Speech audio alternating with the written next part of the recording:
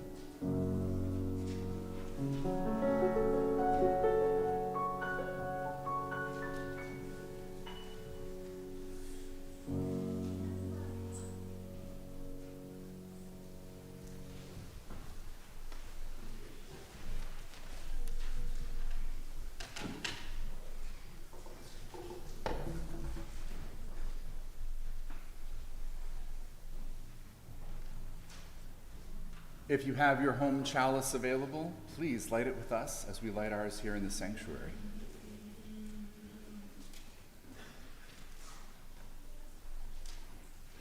We light our chalices to mark the beginning of our worship.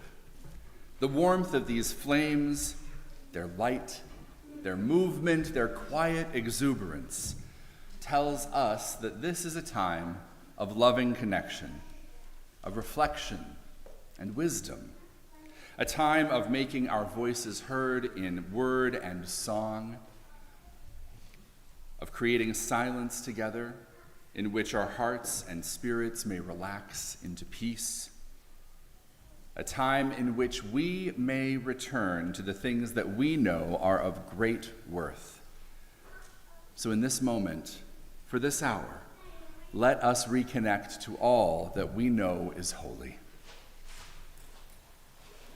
Our opening hymn is number 344 in the gray hymnal. Number 344, please rise in body or in spirit as we sing together.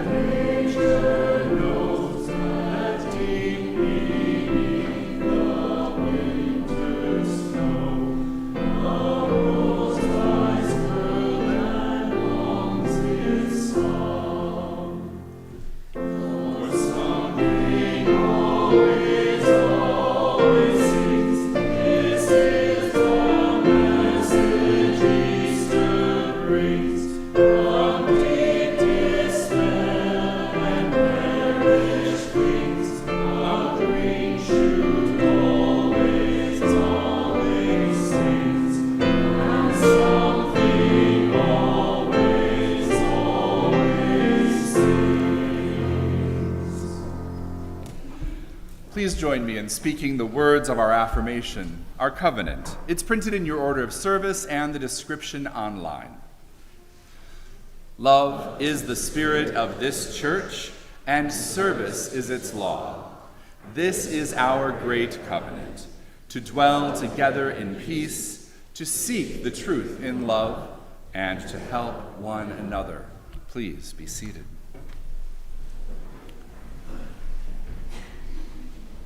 So I was thinking about today's Time for All Ages and what we should do, and I had ringing in my head multiple stories all at the same time. Because in our sermon, we're going to be talking about fear, and there are all sorts of great folk tales and stories about fear too. And so I kept having to narrow it down and choose which ones, and I finally couldn't pick. So we're going to talk about two different stories, but they're quite similar. How many of you have heard the story of Chicken Little before? Okay, I'm not going to bother telling you the story, because you know the story of Chicken Little. He's outside, something happens, something hits him on the head, and he runs around going, the sky is falling, and convinces absolutely everyone that the sky is falling. There's actually a version of this story told in Finland that is a little less silly, maybe. A little bit scary at moments.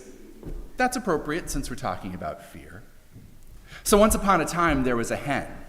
And this hen was out walking, and as she was walking through the meadow, she walked underneath an oak tree, and she wasn't really paying that much attention, and an acorn fell and bonked her right on the head. And she thought, oh, the sky is falling to bits! The world is coming to an end! I have been clunked on the head by the sky! And so she rushed around, telling everyone she knew. She saw the pig and she said, the sky is falling to bits. It is the end of the world. Standing under an oak tree. But she didn't. And so she told the pig that the world was coming to an end, and the pig freaked out. The world is coming to an end? What? But the world is coming to an end? Oh my goodness, we have to tell everybody. So they ran around the rest of the farmyard and told everyone, the cow and the dog and the rooster, the world is coming to an end, they said. And before long, everyone started running around in circles, screaming, the world is coming to an end. And just outside of the farmyard, out in the woods a little bit, there were three good friends, a wolf and a bear and a fox. And the wolf and the bear and the fox watched all of this absolute madness of the world is coming to an end and thought, I bet we could have a really good dinner if we were just a little clever. And so the three of them came up with a plan, and then they showed up at the edge of the farm and said loudly, the world is coming to an end. Oh no, we need to hide. And all of the animals said, oh yes, we must hide. And the three friends said, we have a place where you can hide with us, and we'll all be safe from the falling sky. And everybody said, oh, okay, that sounds great. Where are we going? And so the fox and the bear and the, and the wolf led them into a cave. And everybody went into the cave and huddled at the back. And the fox and the bear and the wolf said, we're going to sit at the front of the cave and make sure that nothing comes in, that you all are safe. And so they sat there for a while, for a long while, and the world didn't seem to be ending. And so at some point, the pig said, you know, I'm not sure that this is actually what was really happening. And they all started to turn on each other. Why are we here? Who put us in here? And finally, all the fingers and the hooves and the wings pointed at the hen. And the wolf and the bear and the fox all looked at each other, and one of them whispered, it's her fault. We should eat the hen since we're hungry. And the next thing you know, the hen was gone. And then they started looking at each other and said, well, we've been in here a long time and we're still pretty hungry. That hen wasn't very big and there are a lot of us. And so one by one, they ate the rooster and the dog and the pig and the wolf and the bear and the fox strode happily out into a world that was not coming to an end at all. And that is the end of the story of the farmyard animals. But it's kind of the beginning of the story of everything else. Let's join together in singing our kids out to their classes. It's number 413 in the hymnal. Go now in peace, go now in peace. May the God surround you everywhere, everywhere you may go.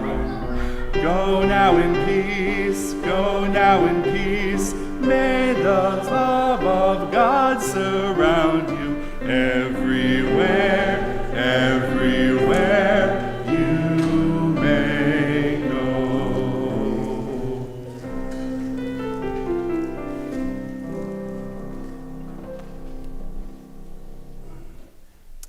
Because we know better than the bear and the fox and the wolf, we actually like to share what we have instead of consuming it all ourselves.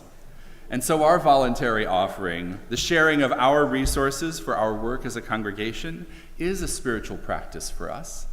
And we share what we receive with other organizations out in the world that help make this world a better place, that create beloved community. And so, this month we are sharing our offering with Swords to Plowshares Northeast. You can find more information about them in your order of service. They are an organization that helps do civilian gun buybacks and turns that material into wonderful garden implements that are used in agricultural training programs and sold to help support their work. To give electronically, you can use the QR codes on your order of service or the links in the description or the links on our website. Here in the sanctuary, our offering will now be gratefully received.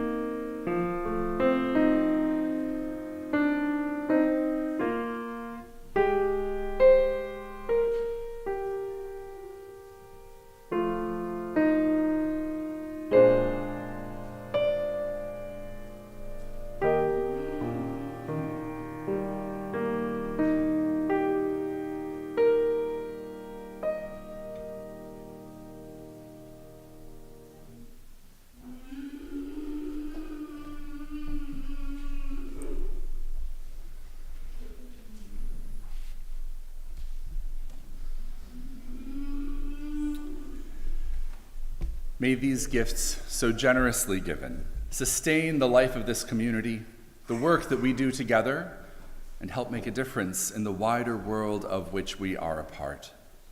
Thank you. Thank you. I invite you to rise in body or in spirit as we speak our congregational reading. It's number 658 in the gray hymnal, number 658 called To Risk. I'll read the words in Roman type, and we can respond together with the words in italics. To laugh is to risk appearing the fool.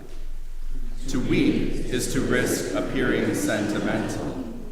To reach out for another is to risk exposing our true self. To place our ideas, our dreams before the crowd is to risk loss. To love is to risk not being loved in return. To hope is to risk despair. To try is to risk failure. To live is to risk dying. Let's join in singing our doxology.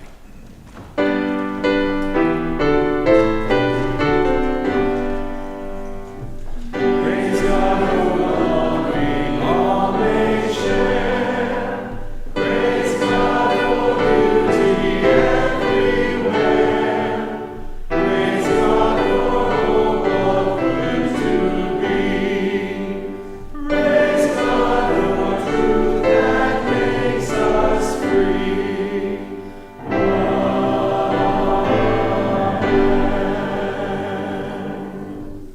Please be seated.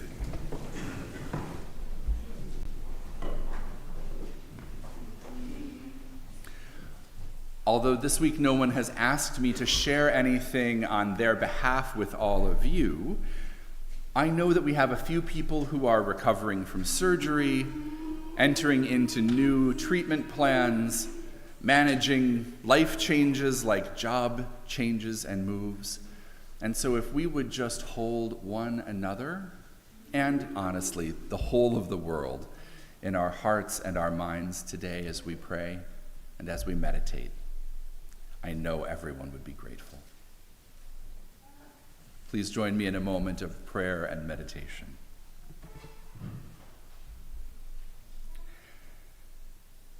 At the end of his life, Albert Einstein said, "Now I see that the only question is the universe friendly? I have begun to discover its physical meanings, but the question that haunts me is it friendly?" We each have different experiences. Sometimes the universe seems friendly. Sometimes it seems hostile. Sometimes it seems indifferent.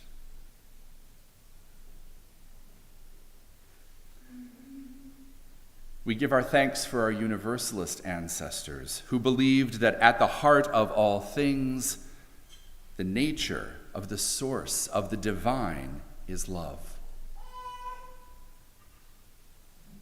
We have inherited this understanding that a caring, nurturing interconnection that moves toward the best for all things over time is real, that it holds us. And so, Spirit of life that is within us and among us, we are one of the means by which that love can be expressed. Our capacity to love, to act in love, to benefit us all, to move with compassion and justice, sustainability and kindness. We know, Spirit of life within and among us, that we make that friendliness real through our capacity to love, through our willingness to act in love. Let us take a moment in stillness for the prayers of our hearts.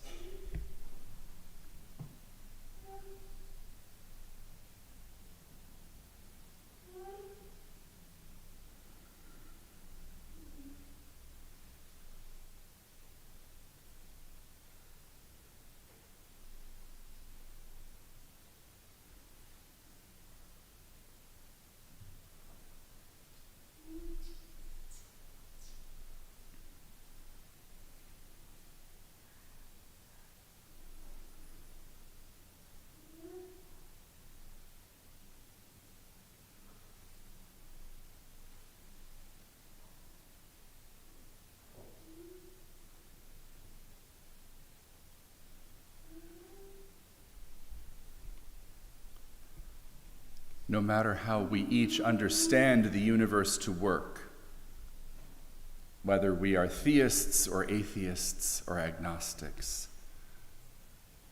Christians or pagans or Jews or Muslims or Buddhists, no matter how we understand, may we hold close to love, understanding that that is a tie that we may share, that we may make real, and through that, that we may make the world a friendly place. May it be so. Amen.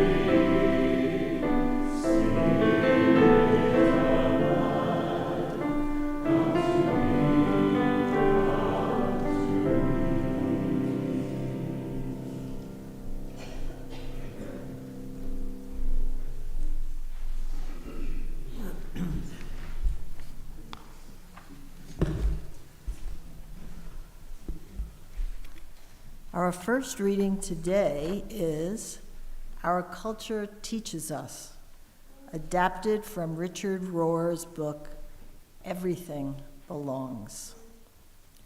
Our culture teaches us that everything out there is hostile.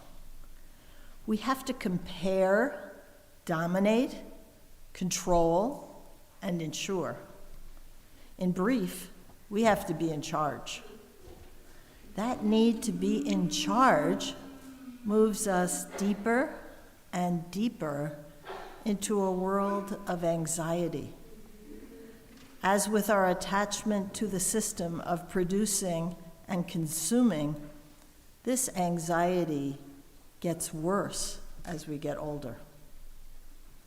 As the anxiety deepens, we become isolated selves, living the lie we believed to begin with. Everything out there is hostile. Fear of what I might not be, fear of what I might see, fear I won't be successful or accepted, or that I will be hurt.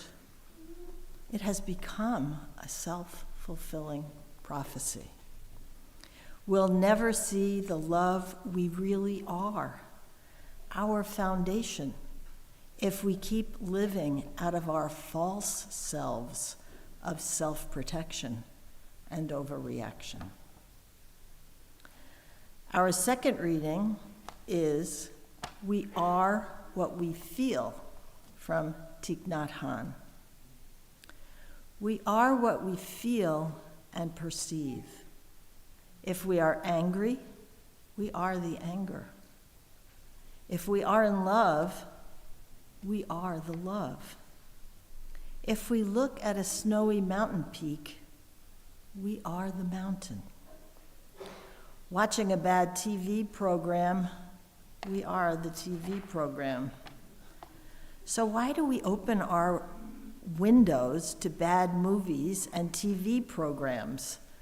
Movies made by sensationalist producers in search of easy money. Movies which make our hearts pound, our fists tighten, and send us back into the streets exhausted. We turn on the TV and leave it on, allowing someone else to guide us, shape us, and destroy us. Losing ourselves in this way is leaving our fate in the hands of others who may not be acting responsibly. We must be very careful to protect our fate and our peace.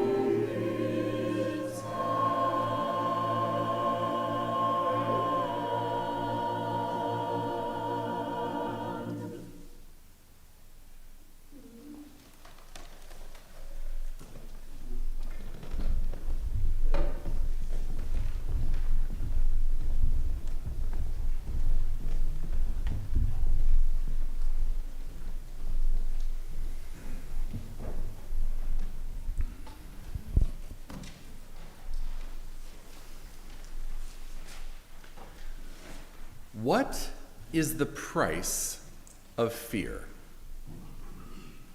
What does it cost us? $13, $15 for a movie ticket? Your dignity? Over $800 billion in military spending? Peace of mind?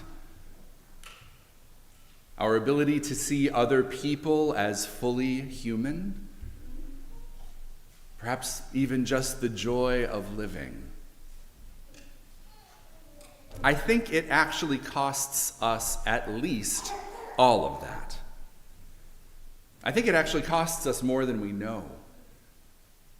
Fear has become a defining aspect of our time. I might once have said of Western life, but I think the truth is it is of human life on this planet at this point. And it grieves me because there's so much that is wonderful in the world.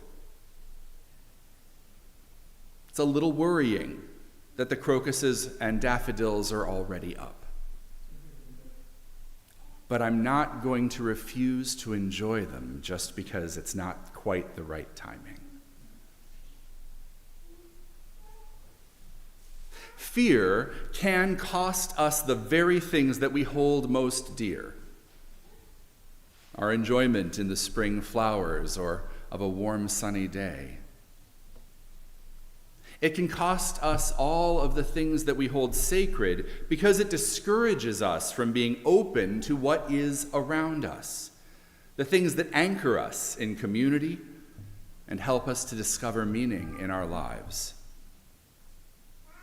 Richard Rohr, who is a Franciscan friar, religious writer, and cultural critic, writes, "Our culture teaches us that everything out there is hostile. We have to compare, dominate, control, and ensure. In brief, we have to be in charge. And that need to be in charge moves us deeper and deeper into a world of anxiety." We often use the words fear and anxiety, if not exactly in the same way, as though they are very deeply connected. And there are some connections, but they are also just a little bit different. The theologian Paul Tillich says that fear has an object. It's a specific thing of which we become afraid. So, the dark, or spiders, or flying, or open spaces, terrorism, illness, and so on. But anxiety, he says, is just a little different. Anxiety has no object. It has no specific focus. It might be started by something, but then it just becomes this free-floating mess of worry and concern and agitation. Tillich says that anxiety is really about non-existence, about such profound uncertainty that we don't even know if we can continue. It is a sense of apprehension about the destruction of the self. And yet, whether we have fear or we have anxiety or an ugly combination of both, these things have become part of the undercurrent of daily life. So many of us, me included, move through the world with the sense that something, somewhere, is going to go horribly wrong because everything is hostile and out of control. If my partner is 45 minutes late getting home from orchestra rehearsal, I start to wonder, is he okay? Did the car run off the road? Did something bizarre happen? Like, what's going on? And then he pulls in, or he calls me and says, "Hey, I got into a conversation, I'll be a little late." And I take a deep breath. But for that moment, rather than trusting that he probably got into a conversation with another musician like he usually does, some part of me becomes anxious and afraid and tremulous. Anxiety is what comes from being overexposed to messages of fear and danger. These constant messages about the malevolence of everything is bound to create a thrum of fear, anxiety, dread in our lives. I believe that if we experience the universe as friendly, it is because, as a general rule, we are being loving and generous with one another and with ourselves. And if we experience the universe as hard, as horrible, as threatening, it is because human beings are being selfish and cruel. Good and bad things happen all the time. That's just real. That's part of just being a biological thing. Sometimes things get eaten. Sometimes things get sick. Sometimes volcanoes explode. But those good and bad things that happen all the time, those don't have to drive us into an absolute terror that my partner is dead on the road somewhere because he's 45 minutes later than I expected. That's ridiculous, and I know it. But when I remember that I am part of a world in which there is love and kindness, that he is a part of an orchestra in which people enjoy each other's company and want to chat, I then relax and remember the universe is more friendly than I fear because the human beings are more friendly than they are selfish. We can work together. We can support one another. We can shape our universe to be a friendly place, even when hardship is also real. Or we can do the opposite. We can disconnect from one another and the world, hear only what is being sensationalized in various media, seek only what we desire with no regard for the needs of others, and then we will find ourselves in hard and cruel universes. Richard Rohr continues, as anxiety deepens, we become isolated, living the lie that we believed to begin with. Everything out there is hostile. I'm afraid of what I might not be or what I might see, that I won't be successful or accepted or that I'll be hurt. All of that becomes a self-fulfilling prophecy.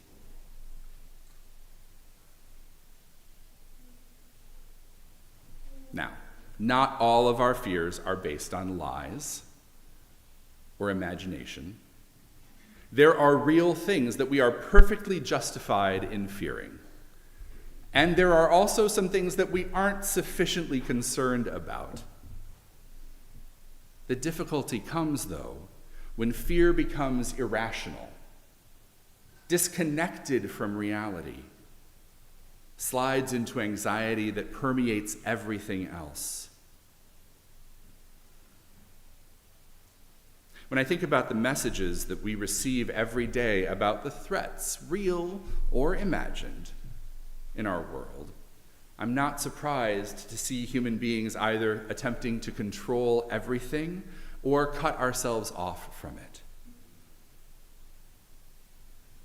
Governments try to control their allies and their populace.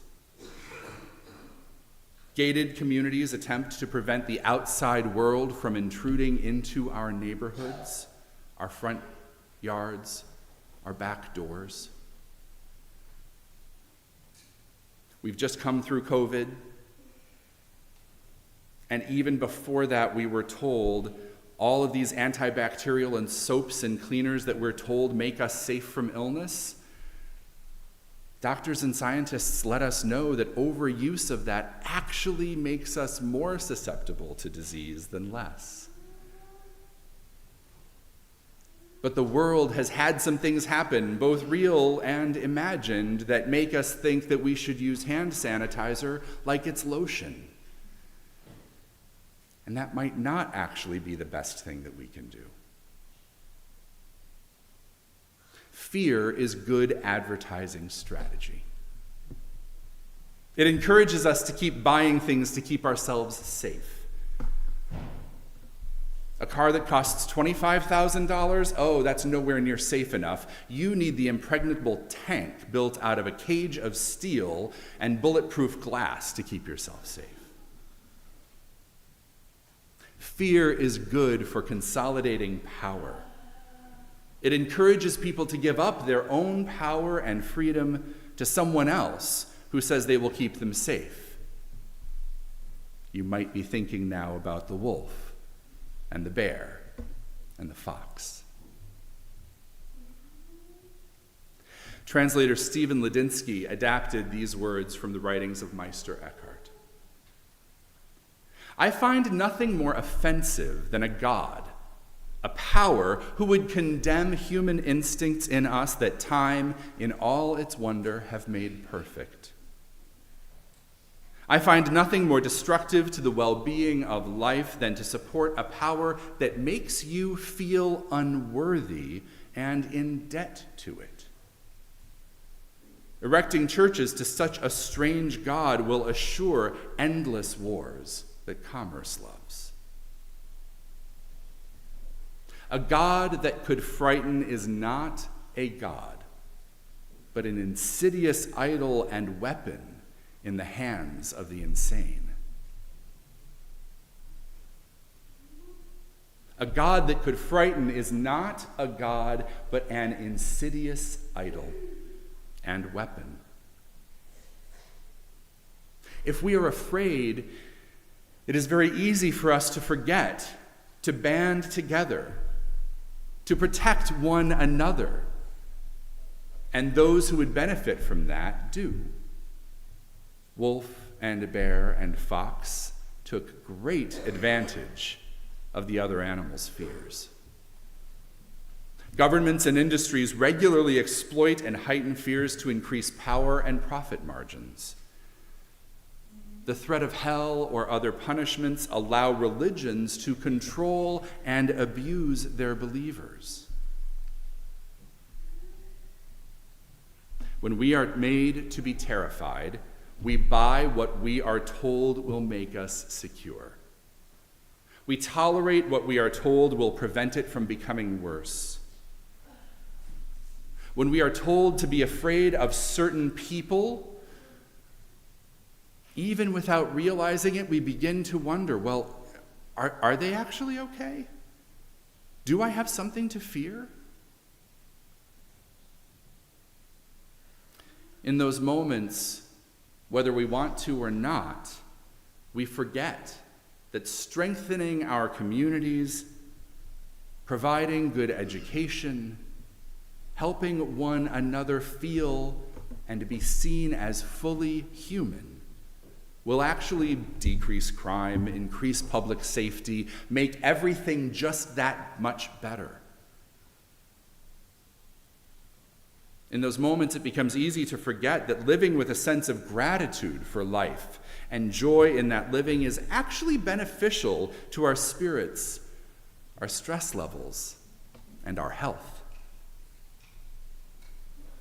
We can be persuaded to forget that caring for people other than ourselves helps to create peace for everyone. How convenient it is for all of the predators when we run into caves with them, imagining that we're safe from the dangers of the outside world, when instead we are hiding inside with those who actually want to eat us. As Meister Eckhart says, powers that frighten are not gods, but idols and weapons. Powers that encourage us to think and to understand, to plan and be ready, but not to fear and panic and hide. Those powers can build up the world, can keep us safe, can make us equal.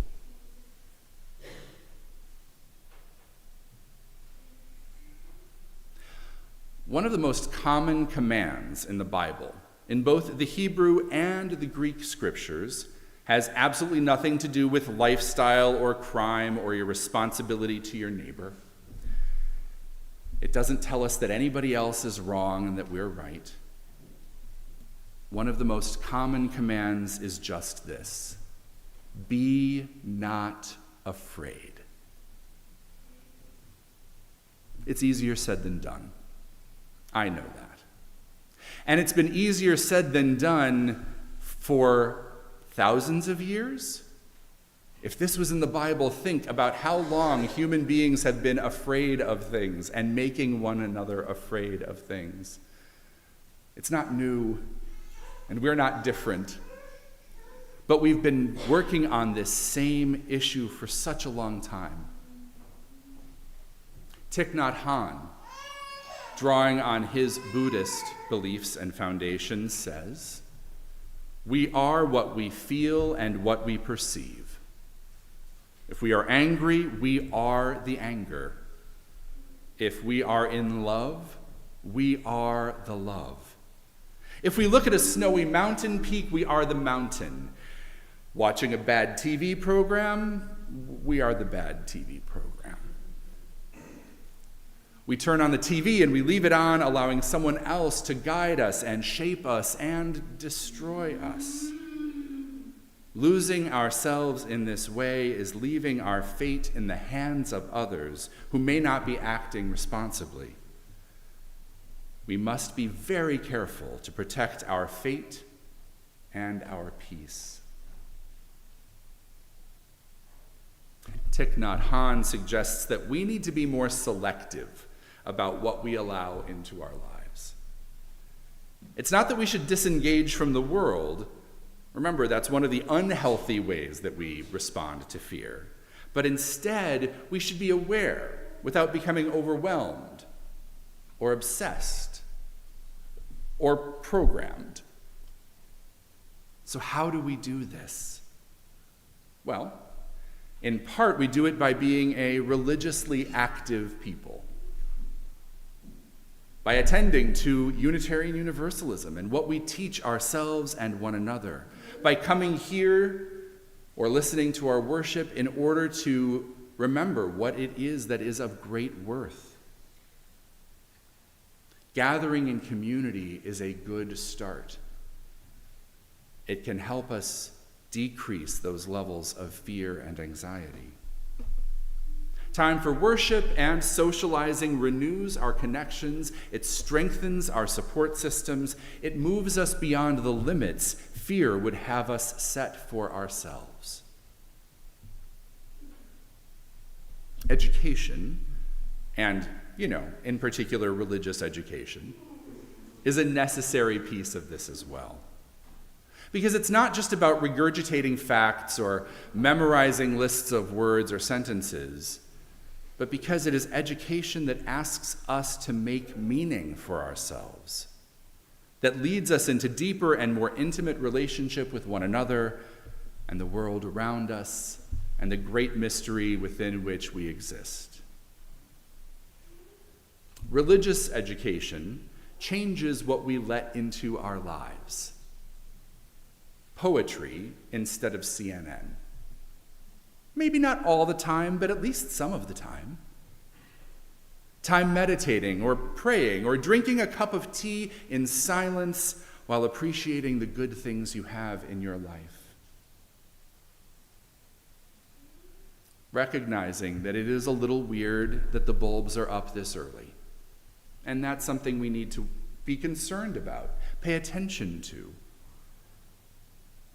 But to remember that we can, in fact, still appreciate their beauty, even while we have things to be aware of. Instead of worrying about the possibility of a fire in your home, you know your escape routes, so that, should it happen, may it not, you know what to do.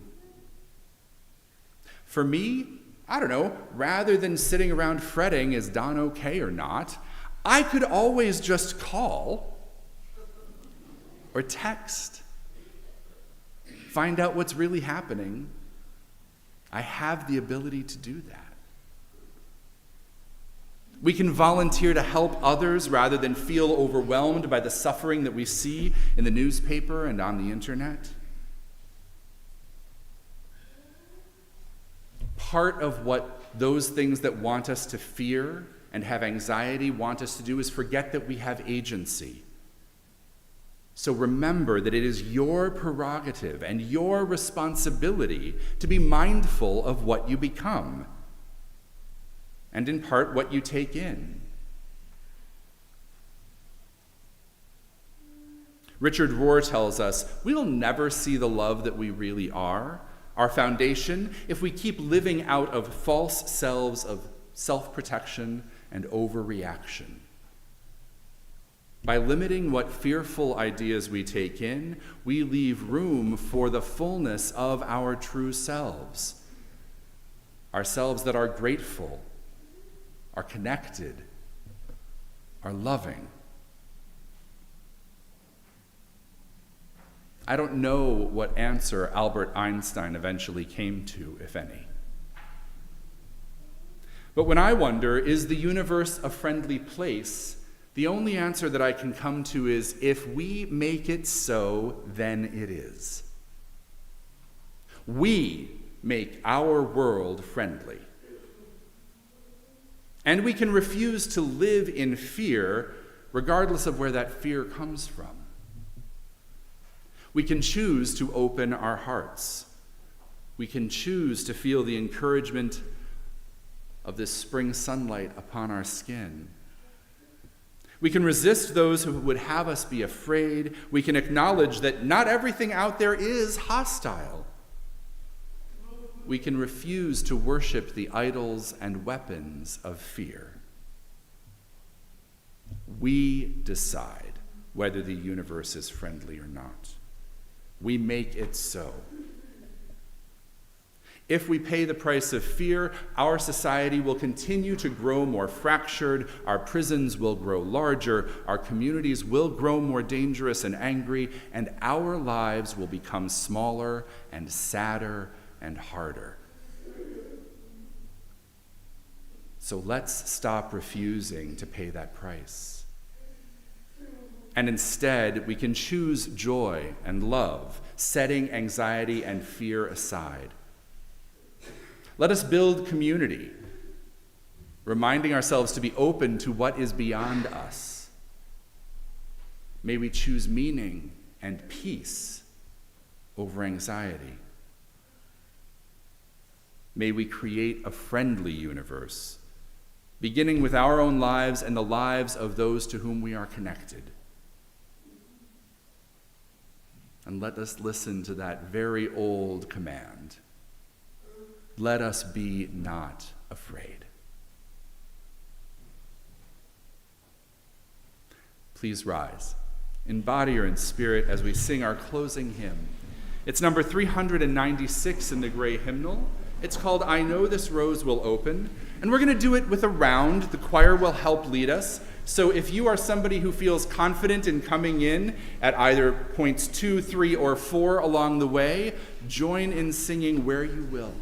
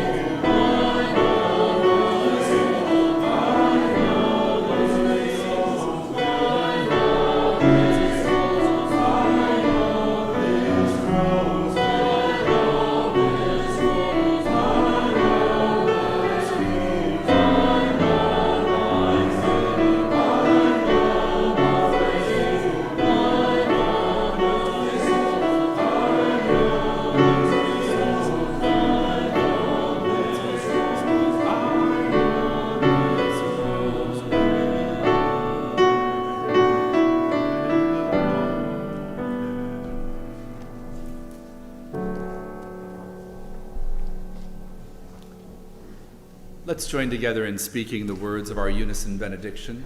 It's in your order of service and the description online.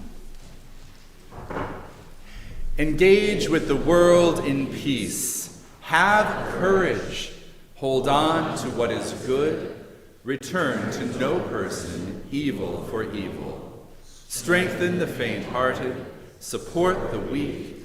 Help the suffering. Honor all beings. And please be seated and remain for our postlude.